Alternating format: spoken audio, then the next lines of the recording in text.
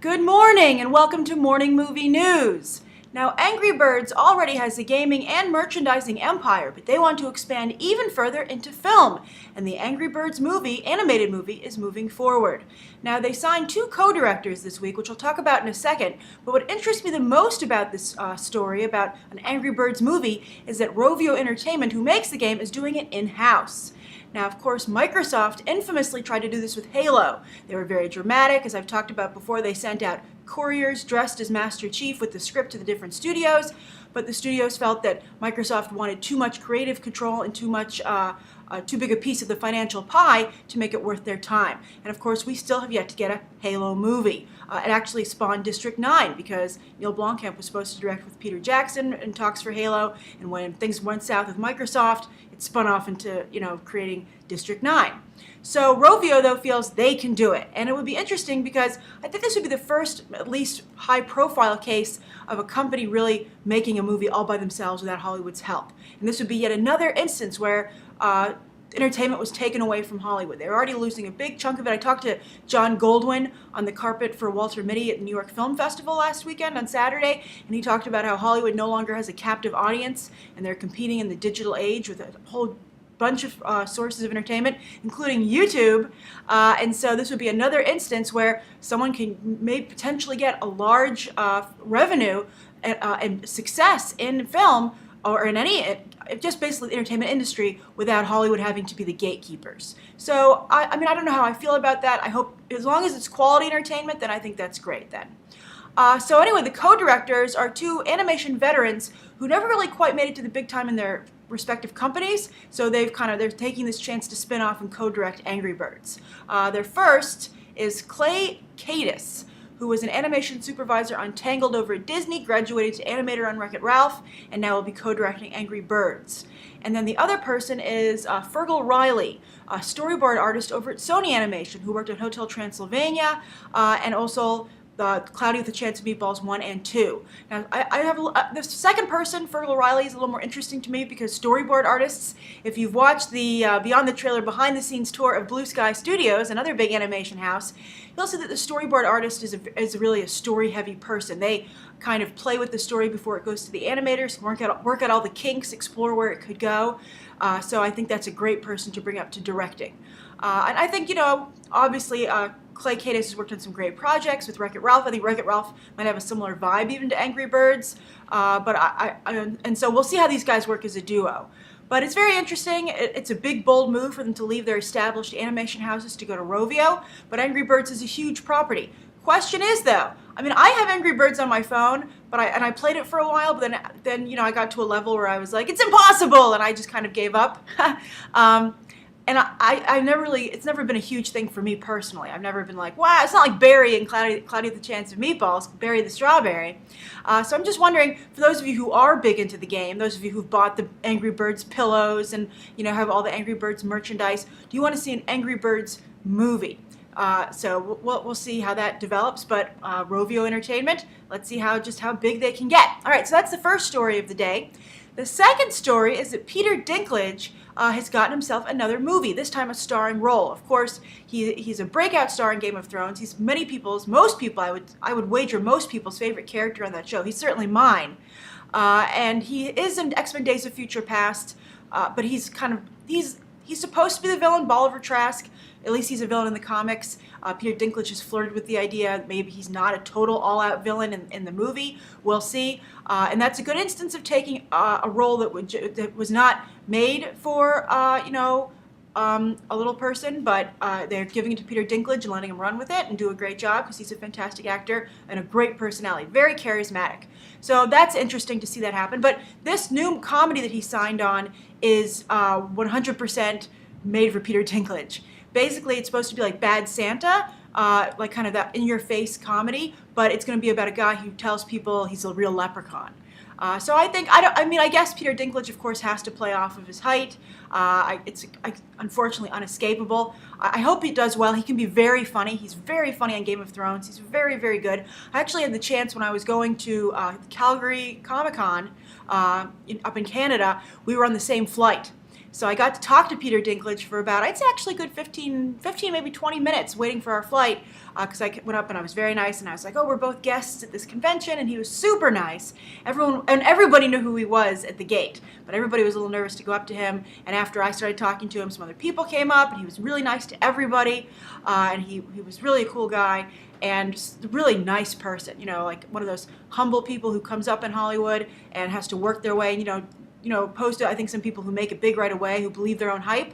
I think Peter Dinklage is very, very grounded, very real. So I'm rooting for him. I think this is great. And I hope that he gets more roles, and I hope that they don't have to all be, tailor-made for him, so to speak, to his size. I mean, I don't begrudge him for taking this role. I think it could be really a big, successful movie.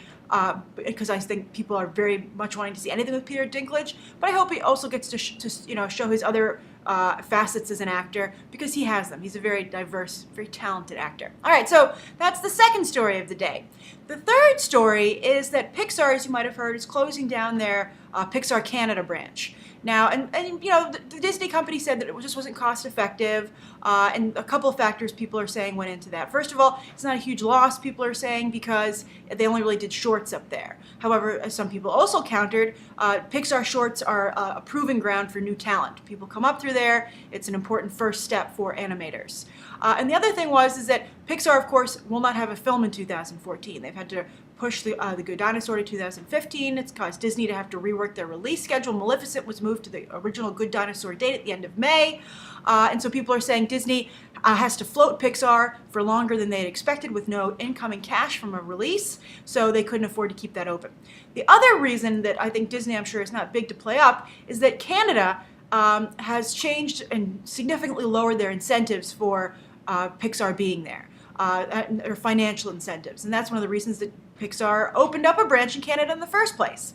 And the reason that I bring this up, and I think this is very interesting, is because there's been a lot of talk about films moving out of Hollywood, shooting in New York, shooting in London, shooting in China, shooting in Atlanta, shooting in places that give huge tax breaks. Czechoslovakia, has huge, it's much cheaper, and less and less movies are made in Hollywood, and so. But as you can see, as soon as the tax incentives go away, which lure these productions and offices to other parts of the world, Hollywood leaves immediately, and there's no loyalty built up. I mean, a lot of people are losing their jobs through Pixar Canada. I mean, I'm sure some people will relocate back to Pixar, but by and large, just a lot of people are left stranded. And I think that's kind of a callous way to do business, because I can't imagine the incentives were that huge when you're talking about just how much money that Pixar brings in and Disney has as a company. So I think it's interesting, and I think that other countries and other places shouldn't think that Hollywood is falling in love with them as a locale. It really is just all about the bottom line. And I'm very much a dollars and cents person myself. If there isn't a profit, if there isn't some kind of benefit, I can see why people wouldn't continue with something. Is the audience there? Is the awards there? Is the box office there? I think that's all very important. But at the same time, I think a company has to, there are livelihoods at stake, and sometimes it's just a question of whether or not, you should do the right thing. So, I mean, I'm sure there are other intricate elements at play here, but bottom line is Canada lowered its incentives, and Pixar then left. So, other countries, don't you change what you're giving Hollywood, because they will find another country like that. All right, so those are the three stories of the day. Today's question comes from Triz Carter. And Triz asks, hey Grace, quick question. Thank you, Triz. I have been noticing that some lesser-known movies have been having dual releases, showing in both the movie theater and on demand. Do you think this is the early stages of something new in Hollywood, or is this the ultimate kiss of death for a film? Thanks for your time. Thanks for asking, Triz. Okay, so some of you might know who get on demand. Now, movies are sometimes released day and date, or they're released even in advance on demand. And it's, they play it up on demand, be like, see it before you see it in theaters, and they charge a premium. For instance, I paid $10 to see Drinking Buddies at home rather than see it in the theater, and I'm glad I saved, that $4 or $5 because it was not even worth the 10. As I mentioned in my Inside Llewyn Davis, I rented it because I'm a big Jake Johnson fan, and Jake Johnson let me down. But anyway, I do think that this is still the kiss of death for a movie. I think that you'll only see it utilized. I mean, they're going to do it for 50 Shades of Grey. I think for films that maybe are perhaps, NC-17 or deemed, nobody wants to be seen going to the theater to see them, you'll see them on demand. Canyons was on demand, but that didn't really help Canyons, that Lindsay Lohan movie with that porn star James Dean co-starring alongside her. But I think that when you have a movie that's on demand and in theaters, that just means the movie is so small that they feel no one is going to see it. So they just, rush in and just want to get as many people to see it as possible, as quickly as possible, because they know it just doesn't have a shot in theaters. But I would say, that signals so much lack of faith in it that you're never going to see any of those movies do particularly well at the box office because of it. I think audiences go, well, I can just watch it at home. And also, I think they don't do particularly well in award season. I mean, Margin Call, did that. That was that Wall Street movie with, I think, Penn Badgley, and I think Zachary Quinto was in it, I believe. And I saw it, and it was, it was pretty good, and it had some Oscar buzz, but it never really got there, I think, because of the on-demand release. And of course, J.C. Chandler was the director, and he's doing All Is Lost this year with Robert Redford, and that isn't going on demand first. That'll go in theaters first. But, I mean, a lot of times you have investors who want to make their money back, so they just, bite the bullet and admit that their film just isn't a big, a heavy roller.